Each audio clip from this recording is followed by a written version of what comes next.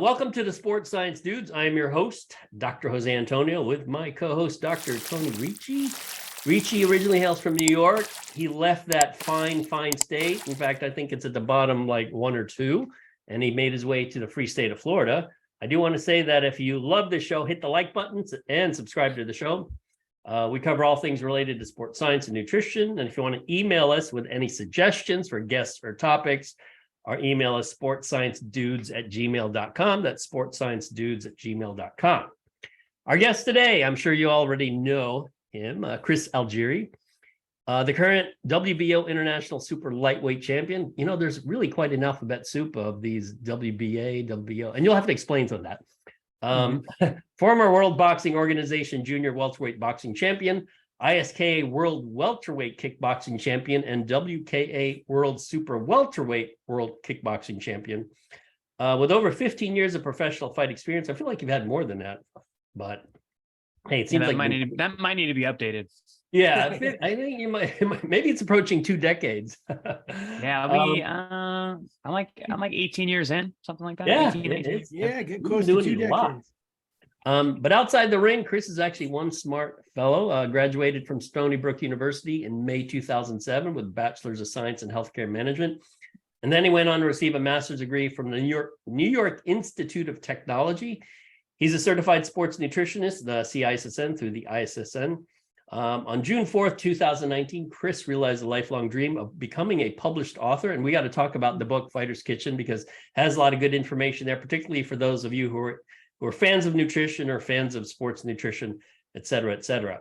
But as of September 2021, Chris is a professor. He teaches in the psychology department of Nova Southeastern University in South Florida, where Dr. Ricci and I also teach. So we want to welcome you to the show, Chris, and we're happy you are joining us. Yeah, I'm very happy to be here. This is a great idea, and you guys are going to come out with some great stuff, I'm sure. So should be a lot of fun. I get a first comment on how cool. Look at his broadcasting studio. How great is that, right? Came out great. You told me about that, Chris, and it looks awesome. And that's from the movie Gladiators or something. I don't know what that is in the back. Yeah, it's basically the thumbs up, thumbs down in the gladiatorial arena, and that guy's trying to decide if he's gonna go with the crowd or give mercy. Actually, this is a short sidebar. Sorry, Tony, but was it in ancient Greece or is it ancient Rome? Where was it? Pankration? Was that a martial art? That's Greece. Oh, it goes back to ancient Greece. It was an Olympic sport. Was it was essentially submission wrestling. So, okay. Yeah, I mean, and a bit more than just that, Chris, right? I think you had a little striking in there. So. It was really brutal too. You could break fingers and gouge eyes. It was really nasty stuff. So it's basically a free-for-all fight. Yeah, fight to the death. But we could be proud that technically then that would make jiu-jitsu starting in Greece, Rome, and, a little bit more toward the Western civilization. Our ancestors, Chris, right there, right? Yeah, but the Brazilians mastered it, so they certainly did. They get to wear the cap. They do. Well, I want to start this off first by in the field of in the fight sport arena, as a professional fighter, you are much different.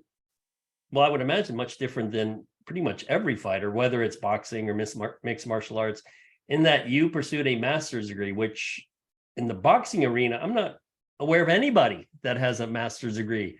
I could be wrong, though. Could be wrong. And so why did you decide to pursue that, in as much as having been a fight fan since I was a little kid? I've never heard of anyone saying, you know what, I think I'm going to go to school and get much less a bachelor's degree, but a master's degree.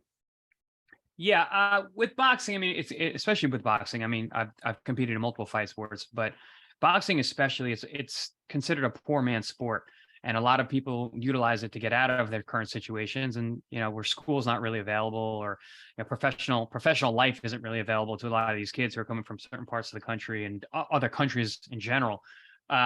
So for me, I grew up on Long Island in a middle suburban neighborhood. There wasn't a lot of boxing, but it's just the only thing I ever wanted to do.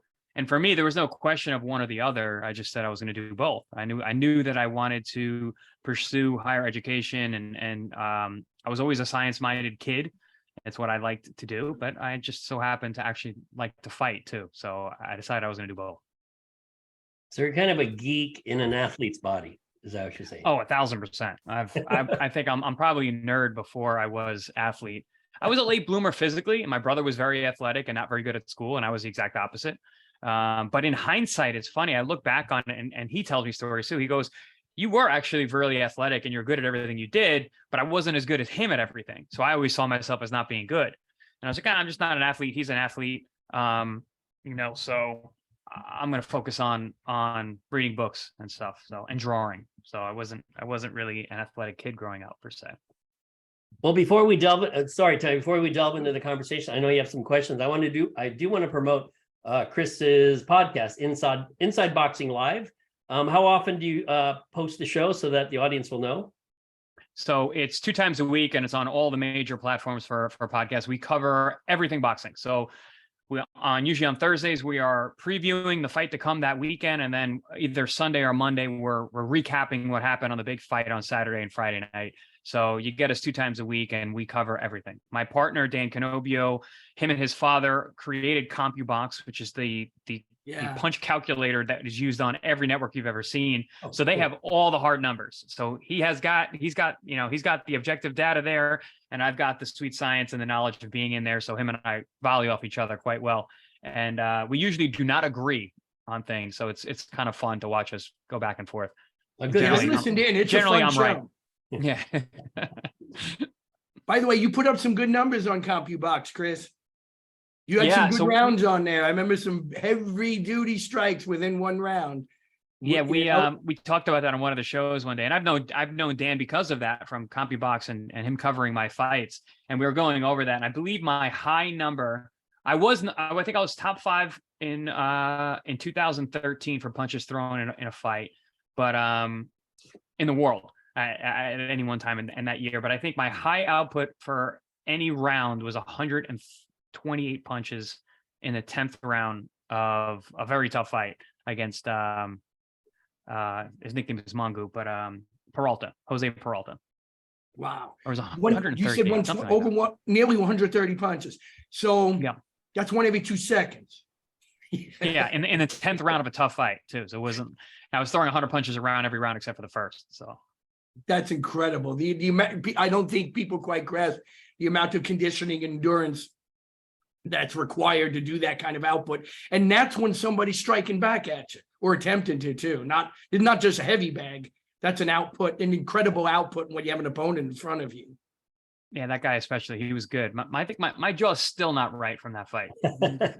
I remember it well too. Yeah, I was at that fight. So, and so one question I had, which I think is, I haven't even talked to you a lot as long as we've known each other. And I know that your grandfather had a huge influence, and Dr. A talked about what brought you to the academics, but your grandfather, big influence on boxing. For you used to watch the Friday night fights with him, right? When you were young and all. Mm-hmm. How is it that kickboxing crossed first for you? And, you later made the transition. Maybe you could tell some of the listeners too how that journey occurred, where you were kickboxing first and then made it to the pro side on the boxing. Yeah, Tony, thanks. Yeah, that's a great question because, I was a kickboxer long before I boxed, but boxing is the first sport that I ever watched and ever heard about. My grandfather was a huge boxing fan. It's literally the first sport I ever remember watching on TV, which is not something you hear about from kids on Long Island in the 90s. So yeah, he always told me not to box. He was an engineer. And, he had a big influence on my academics as well. He really pushed me to do well in school. And he was someone who would check on my grades and my homework and make sure that I was doing the right thing. So for me, he really pushed the academic side, and boxing was just a passion for him that he loved to watch. He loved to spend time with his grandchildren. So I remember just sitting on his lap and watching fights, and he would tell me how great these fighters are. And then he would always say, "That's not for you." He said, "These guys are savages. You're smart. They're going to do something different." I remember just pat me on the head, but it was already, the seed was already planted. And there was no choice for me. And then I got into martial arts because that was a big thing on Long Island. And that's what led me into kickboxing, because I went to go see a kickboxing fight when I was about 12 years old. My dad, they were wearing boxing gloves. They were punching like boxers. There was knockouts. It was very similar to the boxing that I had grown up watching. And I was like, oh, I want to do that. That looks like a lot of fun. And I think I'd be good at that.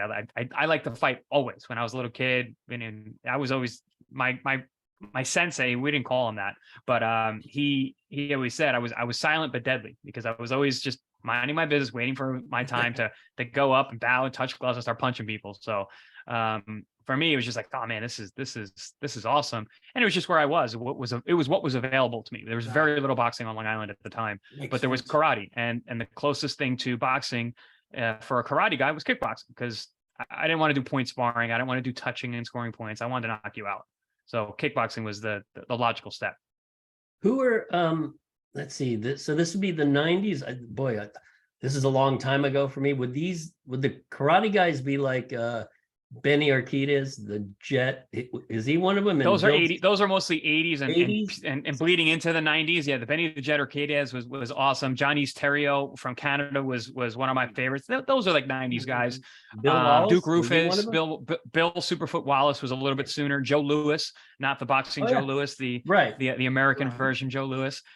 Those were the full contact karate guys that were made that transition into real kickboxing, where we're wearing boxing gloves, and they were pretty much the crossover stars from those guys, because point sparring was a whole different thing. Even the full contact point sparring was very, very different than traditional kickboxing, which is much closer to what we think of as Americans or boxing on the world stage. And then who were the people you followed in boxing? 80s, 90s, I guess that would be Hearns and Sugar Ray bleeding into the 90s. They were a little early for me, because I was born in 84. So by the time they were on the tail end of their career, and I was still 4 or 5 years old. So, but I heard about them a lot from my grandfather. And back when we had libraries that we used to go to, I would get boxing books and boxing almanacs, and I would read about all those famous fights, because those are the ones that were in those books, not the fights that were current. But the current guys in the 90s was Mike Tyson, Oscar De La Hoya.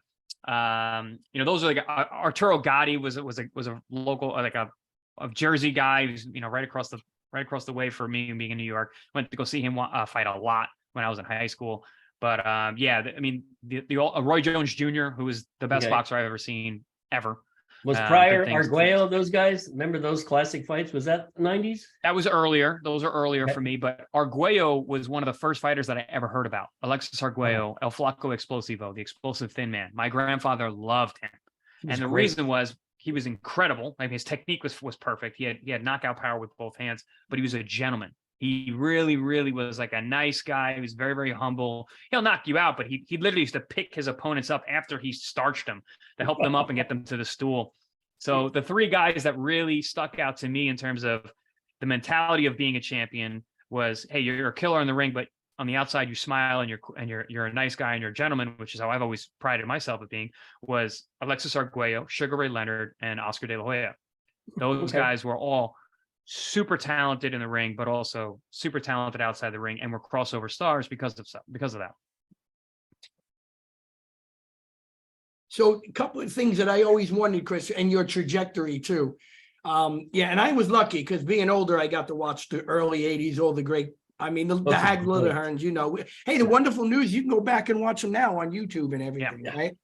So I have a lot of them on DVD, which I don't even know what the hell I'm doing with DVDs anymore. But I got VHS too, which I don't have a VCR. I don't know what to even do with that. Unfortunately, you don't have to store them anymore. You can just YouTube them and go watch them anytime we want. So which works out awesome. So I would say then, from a young age, you were, is from 12 you start karate, kickboxing. When do you start thinking, okay, boxing's coming? I want to be a world champ in boxing. Is that always on your mind during kickboxing? That's what I know you got started in the KB first with karate. And then when is it like, okay, this is it. Now we got to make the transition. This is the sport. This is where I want to be the world champ. What age are we getting involved with that now? Yeah, so I started martial arts around 9 or 10. I went to my first fight at 12, said I wanted to kickbox. And honestly, probably about 14, 15 years old, I am dead set on being a multiple time world champion. I knew where I wanted to go. I knew I wanted to do it in kickboxing and in boxing. Okay. I told anyone who would listen when I was 15, 16 years old, and I carried myself that way too, because some of the people that Tony, that we know together knew me then. Yep. Keith Trimble, I met when I was about 16, 17 years old. And yeah, no, it was the only thing on my mind. I was going to turn pro. I was going to be a world champion. And then I was going to transition to boxing. And that was at that time a really far off goal, because it had been done so few times that someone who was a kickboxer went over to boxing and became world champion. But I told everybody to listen. I whether I believed it or not, I was delusional enough to think so, but I didn't blink about the idea that I was going to be a world champion. I find it hard to see any delusion in someone that brings it to fruition. So, but for the entire time I knew you, you would kindly, you would very politely and eloquently say, I remember people would ask you, what's your goal when you got into the boxing? Be world champion. That's it. Be world champion. Heard it over and over again, very politely, not with any arrogance, very systematic. I'm going to be world champion.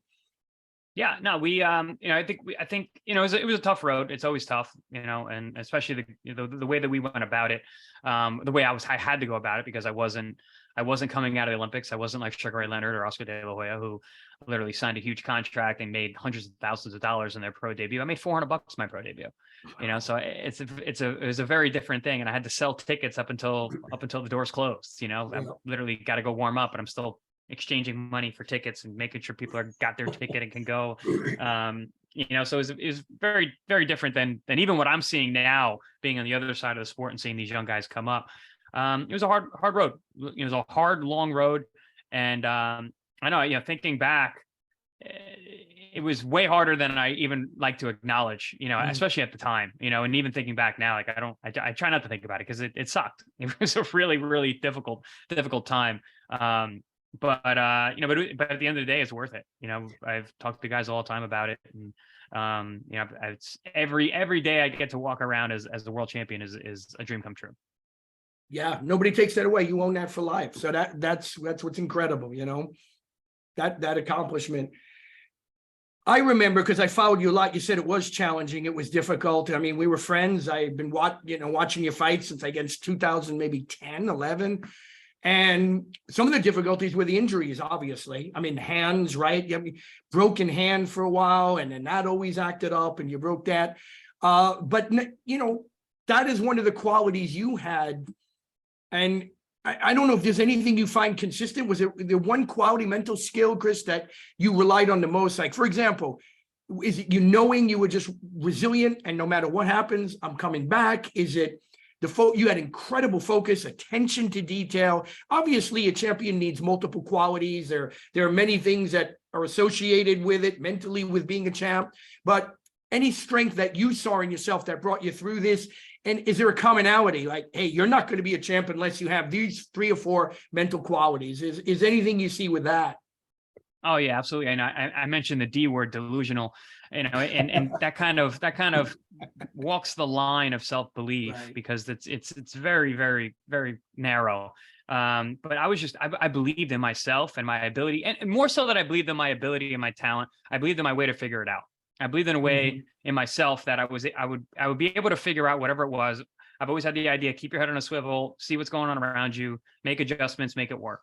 So, and I think that's the quality that separates champions from everybody else, is the ability to change directions and pivot, especially during a fight. Because during a fight, it's a battleground. It's white noise. It's you're white knuckling it for as long as that fight's lasting. That's just the way it is.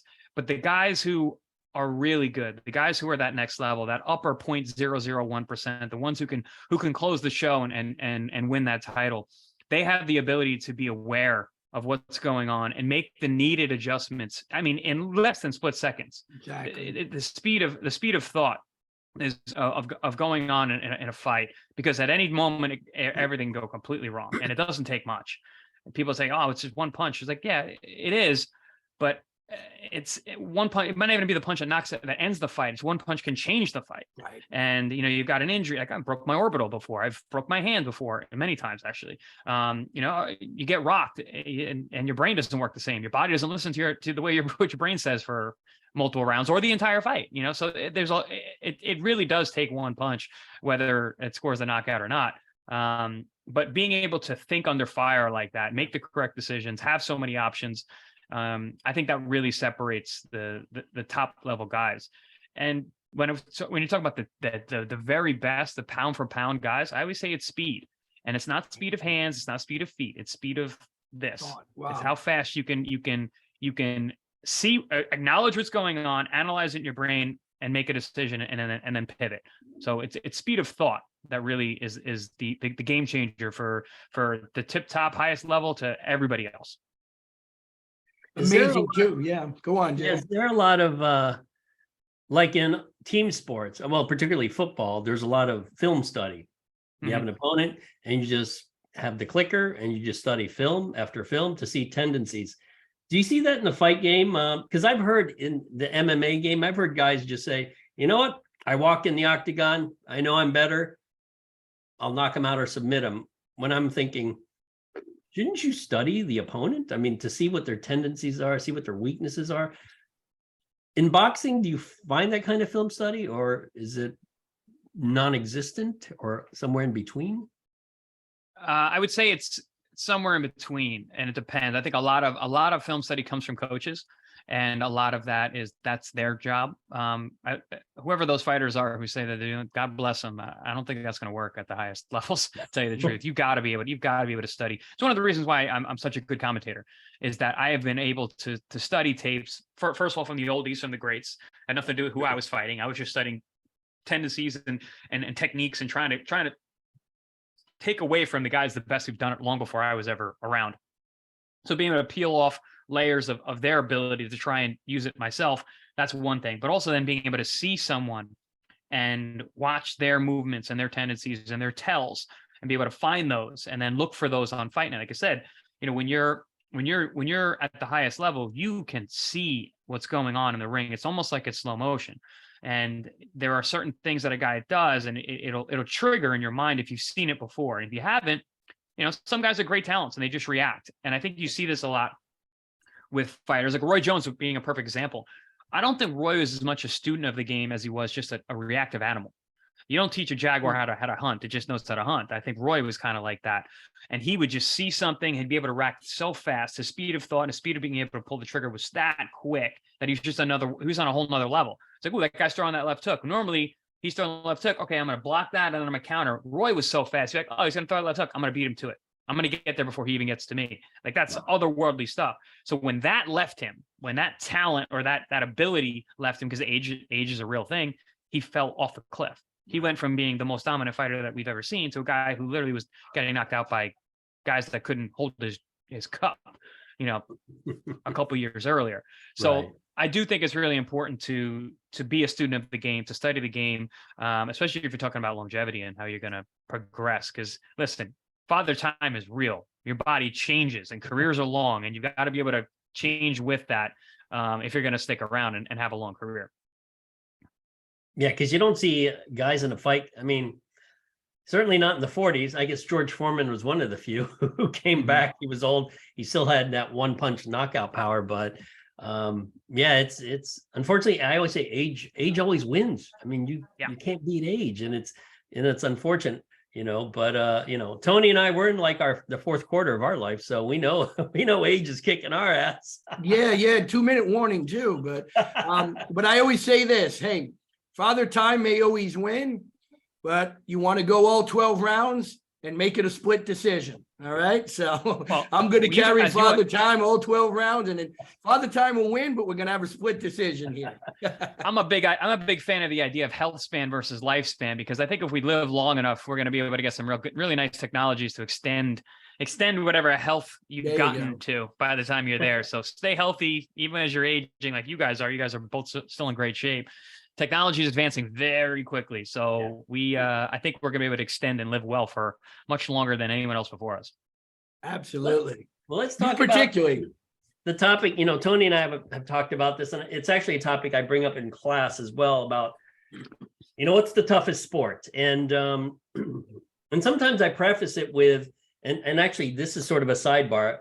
What do you think, and I ask my class this, what do you think the most impressive Olympic achievement was, either at one Olympics or multiple Olympics?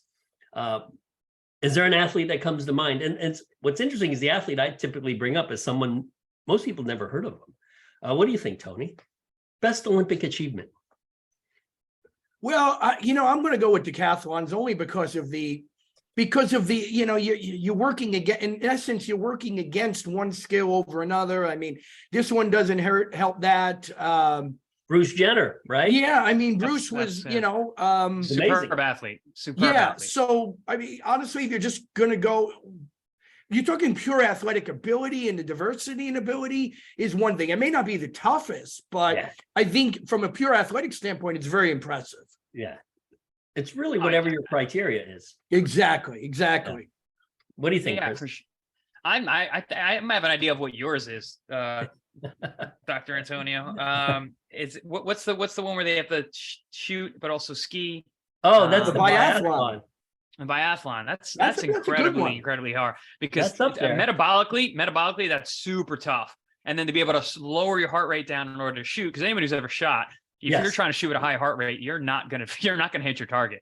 So their ability to be that metabolically fit and have that much control over their cardiovascular system in order to literally chill out enough to be skilled, because that's a skill. Yeah. Shooting is a skill. So that's a cool one, because you have to be super metabolically fit, but also highly skilled, and then you have to have that body control. So good call. That's a great one. It's actually what I put like in the top 3 or top 4, but the one I always put at number 1, because people will bring up, what about Usain Bolt? He won the 100, the 200, and the relay. Or swimming. People always bring up Michael Phelps. I don't even know how many medals he's won. He's like, I think he's got about 26 medals. Yeah. Yeah, he's got so many. But the one I bring up, and Tony, you'd remember, this is probably before your time, Chris, was a speed skater named Eric Heiden. Oh, yeah. I think it was Lake Placid. He won every event from the sprints to the middle distance to the distance. That would be impossible in track, to win sprints, middle distance. Yeah, definitely. They're literally different humans. Right. It is.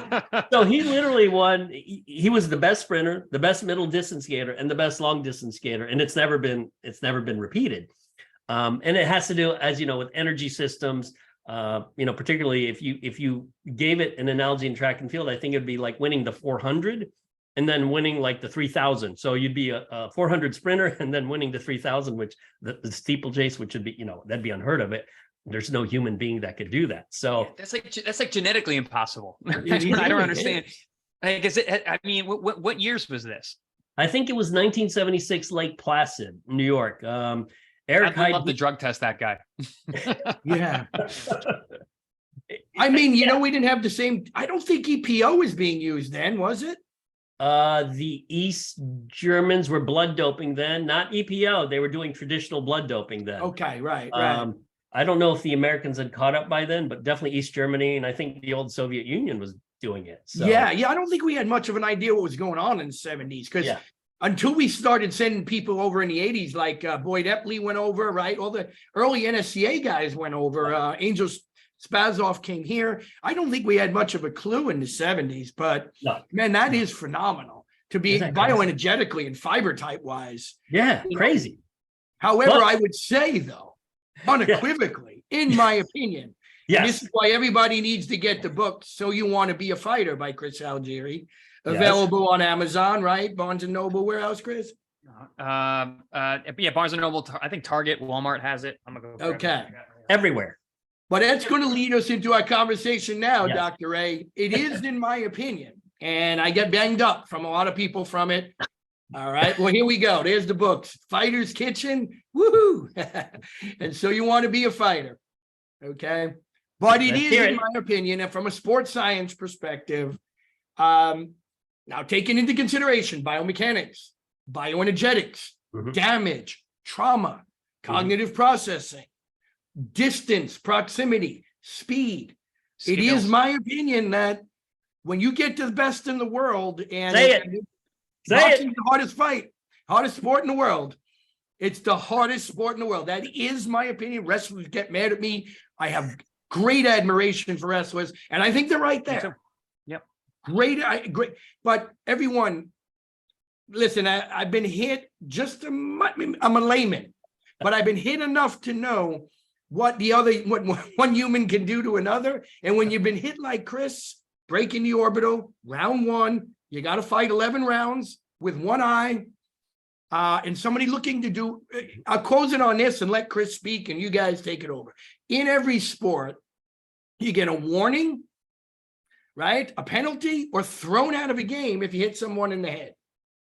True. In boxing, it is the repetitive objective to do that. And there's a reason why the others are penalized, because it changes the nature of the sport or could permanently damage the athlete or at least temporarily damage them throughout the course of the competition. And that is part of the reason why, of many, I say boxing's the world's toughest sport. That's a compelling argument, Dr. Yeah, and as Chris knows, that's only a fraction of my argument, but I'm going to let you guys take over. Yeah, Chris, well, the thing is, Chris, you did boxing and kickboxing and And wrestling. wrestling. Yeah, one would think adding the kicking part would make it more difficult, but what do you think? I don't. It's a very different sport. First of all, it's much shorter in duration. So they're 2-minute rounds, and there were some world title fights in kickboxing, depending on what the style is. If it's like Muay Thai, a 5-round fight, or a 10-round fight. So you got 10-2s for a world American style kickboxing matchup. K1 is 5 rounds, 3 rounds usually. Muay Thai is 3 rounds or 5 rounds if it's a title fight. So it's a much shorter contest. Granted, there's more skill. There's different skill acquisitions. You got to be able to kick. There's different metabolic capacity due to that. There's different strength conditioning. There's different conditioning for your shins and your forearms, because you're getting hit with bones. You're getting kicked. But I do believe that, and similar to what my argument with MMA is, it's jack of all trades, master of none, because you have to water down all of the other techniques and all the other styles in order to be good at all of them. So boxing, and that's the reason I went from kickboxing to boxing and not the other way around. I said I wanted to take weapons away so I could master these and focus on really fine tuning these. I only have so much time.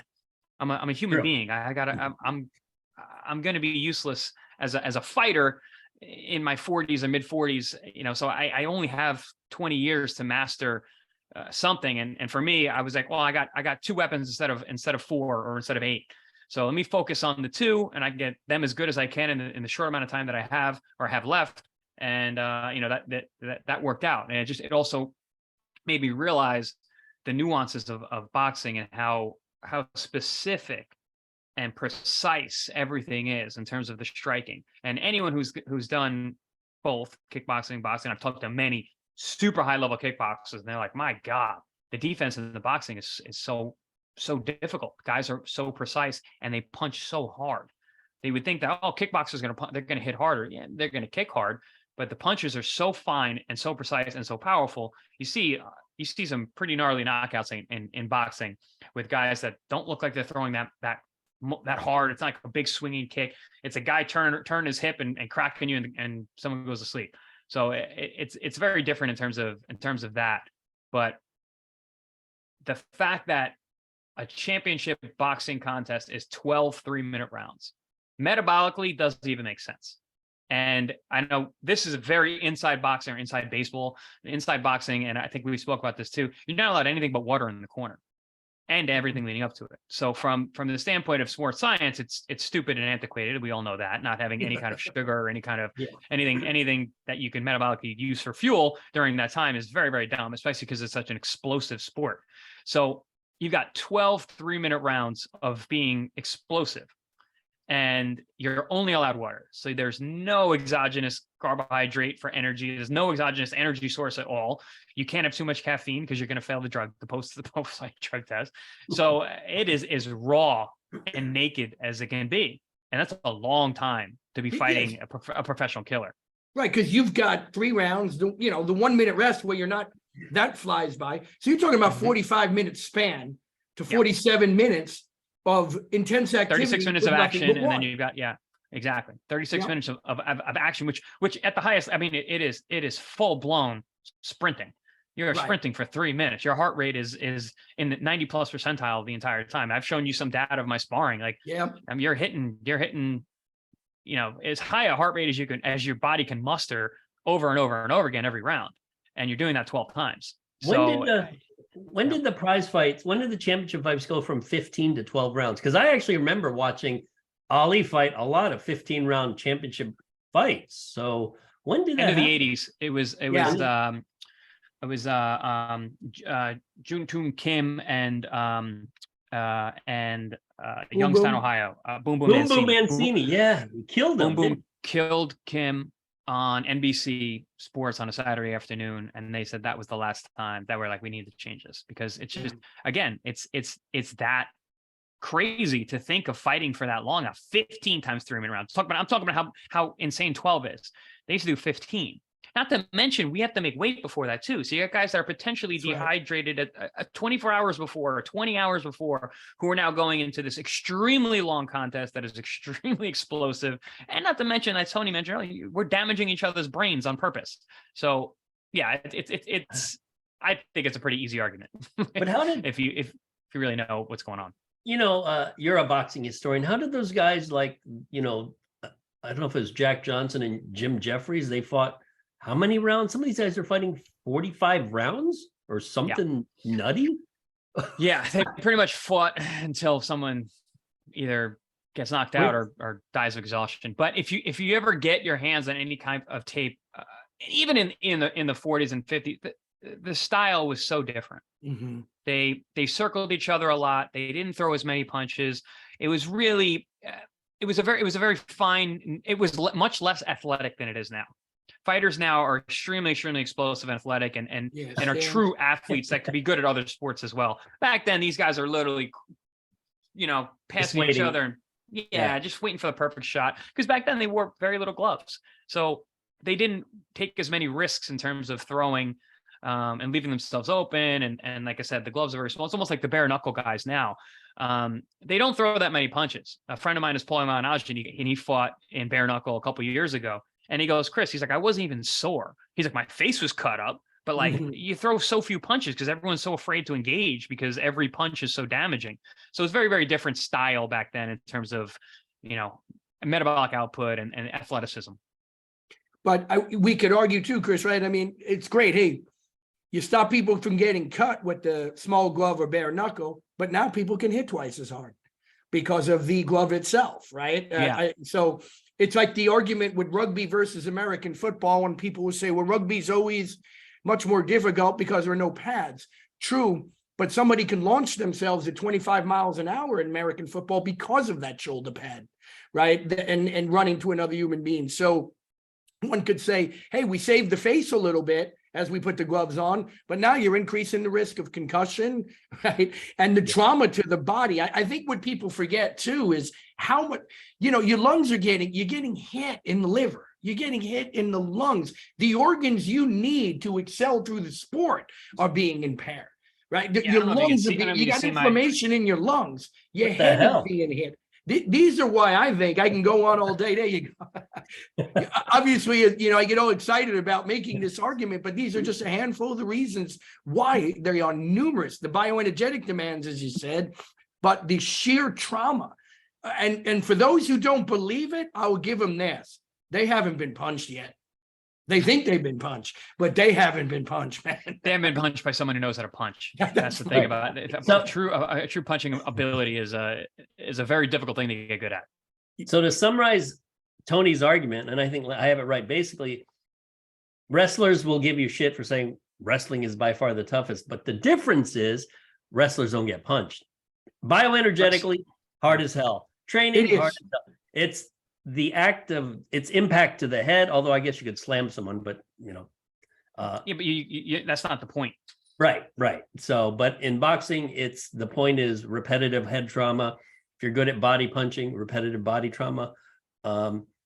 Sometimes the best fighters are the ones who are really good at avoiding getting hit. I mean, there was one of my favorite fighters. This is going back when, Chris, you might remember a guy named Wilfredo Benitez. Of course. He was a master of slipping punches. It was, I remember watching him. I think he fought Leonard. Maybe Leonard, when he was like 21 years old, 20 years old, and they fought. And that fight is amazing. Yeah, I was like, this guy's difficult to hit. It was and I don't know. Can you teach that? Is that? You can teach it. Oh yeah. So defense. So I always say, learning how to punch is actually pretty easy. It's just technique, and you line yourself up, and everybody can learn how to punch and how to punch well and punch hard. There's obviously different levels, but the hardest parts about boxing are footwork and defense. So once you are able to move around the ring, we've all seen fighters who move around the ring deftly and beautifully. Think of Muhammad Ali, the way he dances around the ring. That's a hard thing to do, even if no one's in front of you. And he had that. It's a very difficult thing to learn the nuances of range and distance, and how to know when you're in a safe position and when you're not. How to make sure you fight the fight where you want it to be. That's what being called a ring general is. Ring generalship is the ability of maneuvering your opponent and put them into a place where you want them to be, so the fight can happen the way that you want it to happen. So yeah, the footwork and the defense, forget it. People talk about, hitting a fastball is the hardest thing in the world. I know Tony brings this all the time. So yeah, well, how about the guy throws a fastball from this far away? Yeah. Now, how do I? And you got to make that miss. You got to anticipate. You've got to react. You've got to acknowledge the movements. Like, are his shoulders twitching that way that he's going to throw that punch? And how am I going to figure out this guy punch is going to go high? It's going to go low. I'd like to say I can give you the answer, and I can, but it wouldn't really make sense when we talk to you. But yeah, there are little tells you can tell that you know where to block the punch or try and get out of the way, and where your head needs to be in order to. But these are part of the skill acquisitions that you need in order to be good at that. And that's why when you ask, like, can you teach that? Yes, a lot of it is reaction. Speed matters, being able to react and move quick. Some people just aren't that fast. Some people aren't that explosive. So you can teach certain aspects, but talent always matters. This is still a sport. And it's still, it's not sprinting, but it's a sport.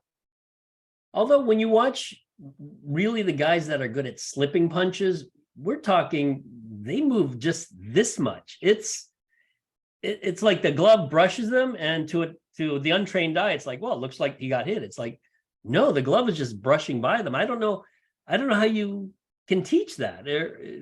But you say you can. I guess there are degrees of being able to teach it. Yeah, there's degrees of being able to teach it, but one thing is, like, on paper, you slip a punch this way and you put your head that way. Yeah, it's on paper, but then in actuality, it's a whole different thing. It takes tremendous amount of sparring and training, and it's like anything else. So you've got to do it a million times to be good at it. The best defensive fighters in the world make you miss by a hair. The closer you miss, the closer I am to being able to counter you. If I make a big move and the punch goes way over here and make you miss by a mile, guess what? I'm a mile away. I can't damage you. And that's what a true defensive fighter is good at. I make you miss and I make you pay. Shoot, make a miss, and I'm still in position to hit you with my power shot. And that's the true beauty of what the sweet science is all about. Yeah, the nuances, millimeters, just. I have the fortune of once in a while working with Chris, and of course, I'm at, beginner, but nevertheless, the smallest nuances that he'll bring up to me are the difference between you potentially knocking someone out or taking it right on the chin. And it's a question of millimeters. And that's another thing, right? Guys can throw punches. I don't know, the fastest recorded punches, maybe about 32 miles an hour. Of course, they slow down in the ring. You got the inhibition of worrying about getting hit again, the range. But somebody's throwing a punch at 25 miles an hour from 18 inches away, that's pretty difficult to slip. And to Chris's point, not only slip, be in a position subsequent to immediately respond and make them pay for throwing that. Otherwise, something else is coming right back. Yeah, absolutely. I mean, it's not just about just making a miss. It's about what's coming next. I mean, that's another difference between boxing and kickboxing. Boxing is so much faster. You're able to throw so many more strikes because kicks take a long time to throw relative to punches. So it changes the speed of the action. So what year was your first professional fight? 2004. 2004. So it's been 18 years. So going from 2004 to today, what have you learned on the nutrition side as it applies to boxing that was not applied in the early 2000s that would have helped you? Yeah, well, I mean, it's kind of hard to say how much it would help, but creatine is a big deal. Yeah. Creatine monohydrate was a huge one. I wish I knew about that, when I was first starting out, and not only for obviously the effect of being more explosive and being able to do more reps, and which will help during training, but just the brain, the neuroprotective abilities of creatine monohydrate is something that we're learning more and more about every single day. And it's just it's incredible. And it's a shame that more fighters don't know about it. I've been trying to scream it from the rooftops for a number of years now. But yeah, I had no idea, but I don't think anybody really did. For the first 10 years of my career, I figured that out. I guess it was before. I probably figured that out around 2010-ish when I started going to the ISSN. That was probably when I first started catching wind of creatine monohydrate, and then my friend Tony Ricci here told me about beta alanine, and he basically just said to me, he's like, Chris, you got to do this. You got to get on this because this is going to be really important and really good for fighting. And I trusted him, and I went right to it. Made that a big part of my training from then on out. That was in 2013-ish, and never looked back. You know, those were major supplement additions that definitely helped my career that I wish I knew about sooner. And then when it came to nutrition, I mean, I don't know. Nutrition is, especially for a sport like boxing, where training is so hard and so long, it doesn't have to be that fine-tuned.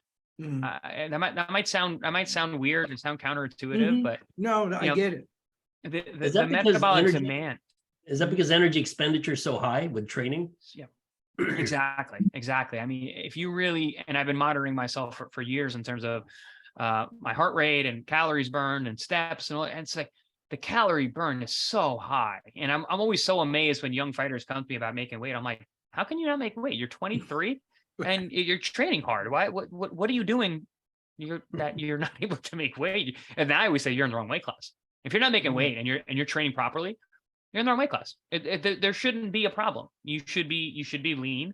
Also, it could be that they're not training much in between fights and they're putting on a lot of body fat, which will slow down training. But yeah, if you're doing all that stuff right, if you're living the lifestyle of what a fighter should be doing and living, it's really hard to out eat the level of training when you're training 2-3 times a day and your output's that high.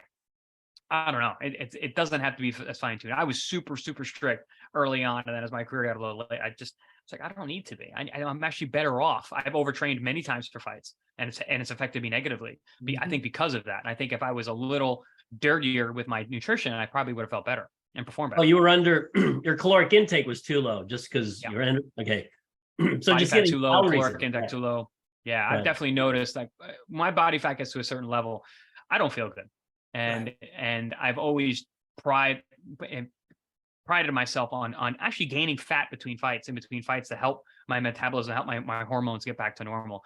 Because if I don't, it's just unsustainable. And I think a lot of fighters are afraid to put on that body fat in between, kind of avoid that. And listen, you want to stay lean, you want to stay athletic, and I've never stopped doing that. But allowing your body to truly rest and recover, I think, is something major that a lot of fighters are missing out on. So globally, just you're saying, obviously eat a lot of good food, have a little fun here in between, but make sure you get a lot of the good food in because you need endless amounts of micro and macronutrients, right? I mean, that's pretty much the summary from you. Yeah, I mean, whenever we talk about like Olympic athletes like Phelps, when you talk about his diet and you look and you hear about Usain Bolt eating chicken, 1,000 chicken nuggets, it's like, yeah, because our output's so high. Right. Like, granted, yes, we have to have these certain things we need to get in, but at the end of it, we need calories. You need energy. You need, training is everything. The fight or the contest is such a short piece of what we do. Everything is training, and all the growth and healing happens when you're resting and sleeping. So yeah, I mean, the competition is such a small part of it. I think really focusing on all the rest, focusing too intently on that is not, I don't know. I don't think it's good for you mentally, physically, or for even performance. I have a question about training, Tony, unless you had something. No, go. Let's get to it. Sure. If you go, and this is with regards to doing aerobic training or cardio. So if you go back to, since, I've been a fight fan since I was a kid, watching Joe Frazier, Muhammad Ali, Foreman, Ken Norton. A lot of them, as part of their training, well, typically they would not train after a fight, which I thought was weird. They should try to stay in shape. Some of them would just get fat. But trying to get back into shape, they would say, I got to do road work. So they would literally just put miles and miles of running. So let's fast forward to now. When I talk to a lot of strength and conditioning coaches, particularly ones who work with wrestlers, because wrestling it's a college sport. You don't really have boxing as a college sport. A lot of them will say, again, this applies to wrestling, so maybe you got to let me know if it applies to boxing. They say they try to avoid a lot of that kind of road work. It doesn't make sense to run 5 or 10 miles because you don't wrestle like that.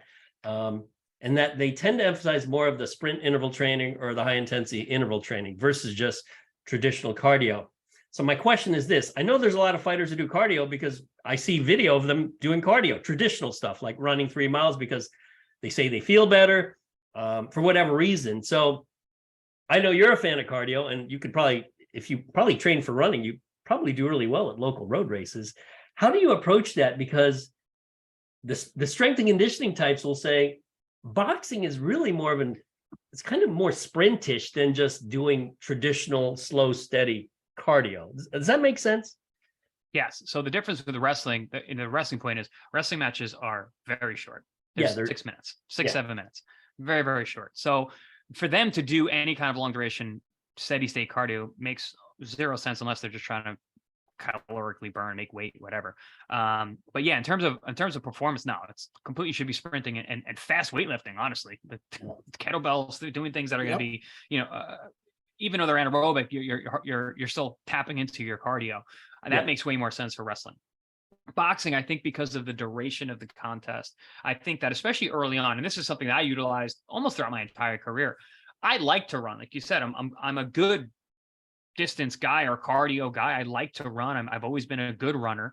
But if you were to test my long duration running around a fight, I probably wouldn't be that good, because I really don't do much of that as I get closer into fight camp. I run a lot in between fights because, like you said, those guys like Joe Frazier, they don't train in between fights. I don't treat myself like that. I'm a fighter, but when I'm not training for a fight, I'm an athlete. And I am doing cardio and I'm lifting weights and I'm having fun working out and doing different sports, because I think that matters, and it's good for my brain, it's good for my body. And then I'll do longer runs. I will do a 10, 12 mile run or a 16 mile run if I'm feeling squirrely. But during training camp, even early on, 7-8 weeks out, maybe I'll do a 5 miler. But as I get anywhere within a lot, but even five is rare. For the most part, I'm running fast threes. I'm doing more sprints than anything. And even if I do a 3 or a 5K, it's more of a recovery. I do it because just to get out and move, because my body mechanically works well when I run. I'm not the kind of person, if I'm sore, I can run it off. Where a lot of people are like, oh, I'm sore, my hips are, they don't have good hip, positioning, they don't have, good running mechanics. I do. So if I run, it actually is almost like a massage for me. It can get some of that soreness out. But during camp, very little running. And people always thought I ran a lot during training because, one, I've great conditioning. I've always been able to do a lot of rounds. My output's been very high. I've also always been very lean. She's like, oh, you must run a lot. I'm like, nah, not really. I box a lot because boxing is really hard. But I'm kind of old school in that sense. And I've gotten more so like that in my last third of my career. I just box a lot. And I work boxing 6 days a week. And everything else is ancillary. Strength training twice a week, box 6 times a week, runs when I need them, sprints because they help. But yeah, I mean, training load for boxing is a ton because you do have a lot to do. But yeah, I focus on the boxing. Boxing is really hard, really hard. Hitting a heavy bag for 3 minutes is really hard. So I get my cardio and a lot of my strength work from the stuff that I do in the boxing gym. Go and rip some heavy hooks on a bag and tell me you're not sore the next day in your biceps and your shoulders and your hips and your core. So I think people overthink things a lot, and boxing is old school and antiquated, but honestly, I think it works. Yeah, and I say this too: the running, right? Structurally, everybody's against it, and I get that. But to Chris's point, he does it as a base, and his conditioning is so good from the other modalities that he doesn't need to emphasize it. But the runner, unless you're looking at the lighter weight classes in wrestling or the super upper weight classes in boxing, the body types are significantly different in most cases. Structurally, you're going to have a lighter lower body structure in the boxer. If you don't, you're going to be too heavy for your height. And, wrestlers will have a little bit bigger in the leg. So I think there's a lot of structural considerations too, right? Where you would, and plus time on the feet. Wrestlers ain't on their feet the whole time. And boxes are for 36 minutes. So I think running could, have a little bit more of a carryover in some cases or value than it would to an American football player or a wrestler, under any circumstance. And that's strictly from the sports science perspective. But if he himself isn't running, or he's training a world champ and they're not running, as he said, there's a million ways to get in shape. So Right. Absolutely. Yeah. And you don't have to be a good runner to be a good boxer. right. It happens that some of us are, and we've learned to run because of that. I actually learned to run because of wrestling. It's funny you brought up that way, because I was a wrestler in high school. I was all state in New York, which is a pretty decent wrestling state. But we were old school in terms of like, hey, you run off the weight, Exactly. you go out and you run. And my coach made us run a lot in preseason, mostly in preseason. So again, we're going to when of the train, what part of the training cycle do we do this cardio? We didn't run much during the season. We wrestled a lot. We wrestled and we lifted weights. And I think that was probably, and we ran sprints. We ran sprints in the hallways. So wrestling, it's more of the same stuff. But yeah, we ran a lot in the beginning, and it was funny because I had injured my knee my senior year, and my junior year, getting ready for my senior year, and I had surgery and I was rehabbing. And the PT that I was working with started me out walking on a treadmill and then jogging. And then he was the first one who's ever said, he goes, you have a really good gait for running. And, he's like, how's this? And he kept upping up and had me running. He was a college runner. And he was like, have you ever ran with a team or anything? I was like, no, I just ran because I got to make weight. He goes, hey, you should kind of look into that. My freshman year of college, I was turning pro in kickboxing. And I took a 1-credit running course. Oh, really? I figured, it was a way for me to be on campus and train. So I could count that as one of my workouts for the week while I was still a full-time student in undergrad, getting ready for my pro debut. And same thing. The coach is like, you're a good runner. I'm like, yeah, I'm a fighter. I'm just trying to make weight. I'm just trying to stay in shape. And he was now marking my times down as I'm running. And he goes, I want to talk to the track coach. And I'm like, don't bother. Don't bother. I'm not a runner. I'm a kickboxer. I'm on a fight. And he kept pushing it. And then he told me, he's like, I talked to the track coach. I was like, he's like, you could probably get you some money. And I'm like, I'm good. Thank you. I appreciate it. Thanks for the boasts of running compliments, but I don't care. I'm a fighter. But no, you don't have to be a good runner to be a good fighter. I just happened to be a good runner it came out of the blue based on my fight sports. But you don't have to be a good athlete to be a good fighter either. I know a lot of guys who are very unathletic and everything else, but they can fight their asses off. I've seen that too. They can't even jump rope, but they can fight. A guy who can't bench his body weight or squat his body weight can knock out a camel. I've seen that time and time again. All right, we got to be a little bit respectful of your time. We have about 5 minutes, so just end off with a fun question. What I want to know from you fought lightweight and welterweight, or was it super welterweight? Yeah. In the history of boxing, let's look at welterweights, because I've always thought that's where a lot of talent seems to be.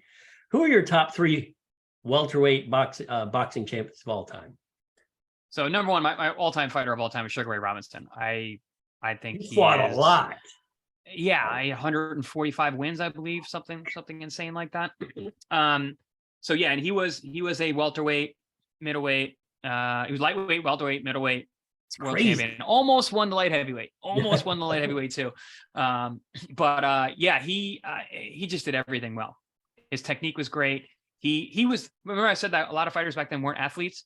He was an athlete. Mm-hmm. If you watched him, and Ali always said that he watched Sugar Ray Robinson and modeled his style off of his, because Sugar fought with his hand down. He bounced around the ring. He had quick hands. He was very explosive. He was the total package. He could punch going forward. He could punch going backwards. He had hand speed. He had power. He had a good chin. He did 15 rounds, no problem. He'd fight every week. He's crazy. Hands down, the best welterweight of all time. Another one that I really, really like is Willie Pep, who was a lightweight. Willie Pep. One of my dad's favorite. And he said, Chris, remind him of Willie Pep. Yeah, I've actually had more than a few people tell me that, but especially early on. Some old school fighters used to say that too. One guy, he was like, I sparred Willie Pep one day. That's when I realized I couldn't box. And he goes, you remind me of Willie Pep, because he was very good with his feet. He's very, very defensive, and just super smooth. Another guy with a ton of fights. Willie Pep, an Italian guy too, another paisan. But and then Sugar Ray Leonard. Yeah, Jeez, man. Sugar Ray Leonard was Actually, I'm gonna go Sugar Ray Leonard / Oscar De La Hoya, and I'm gonna get a lot of shit for this. Oscar De La Hoya. He was Love Oscar good, De La Hoya. man. Absolute machine. If you look at him at 130, 135, 140, he was unbeatable till 47. 147 is when he caught his first loss against Felix Trinidad, in which I thought he won that fight anyway, but was unbeatable until those times.